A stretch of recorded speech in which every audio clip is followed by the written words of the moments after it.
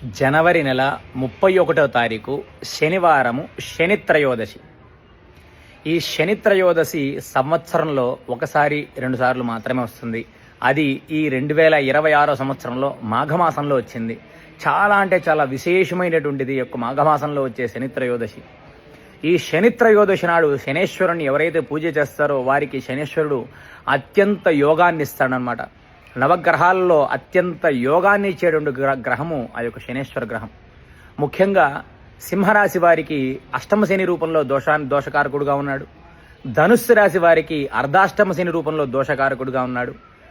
కుంభరాశి, మీనరాశి, మేషరాశి వారికి ఏలినాటి శని దోష రూపంలో ఈ యొక్క శనేశ్వరుడు దోషకారకుడుగా ఉన్నాడు. కావున ముఖ్యంగా ఈ రాసుల వాళ్ళు జాతకంలో ఆ శనేశ్వరుడు బాలేనటువంటి వారు, శనేశ్వరుడు మహర్దశల్లో ఇబ్బంది పడుతున్నట్టు వారు ముఖ్యంగా ఈ మాఘమాసంలో జనవరి నెల 31వ తారీఖు వచ్చిన శనివారం నాడు వచ్చే శనిత్రయోదశి రోజున శనేశ్వరుడికి తైలాభిషేకం చేయించుకొని శనేశ్వరుడు యొక్క అనుగ్రహానికి కృపకి పాత్రులు కండి.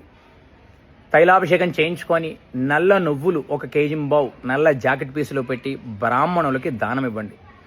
అత్యంత విశేషమైనటువంటి రోజు ఈ యొక్క 2026 సంవత్సరంలో మాఘమాసంలో వచ్చిన శనివారం నాడు వచ్చిన శని త్రయోదశి. జనవరి నెల 31వ తారీఖు శనివారము శని త్రయోదశి.